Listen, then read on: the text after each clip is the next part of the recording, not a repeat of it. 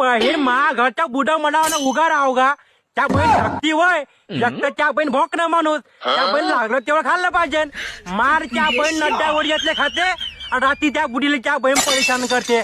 अव पळसाकर लागली व अव पळसाकर लागली व. त्या बहीणचे बुडी म्हणते खाणं म्हणते भाड्या गांडीला येतले.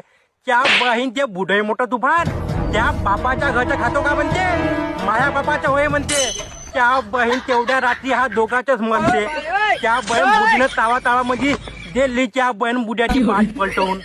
त्या बहीण मेलं रे बुड म्हणलं. त्या बहीण आहे म्हणलं आता तंगीत 13वा महिना.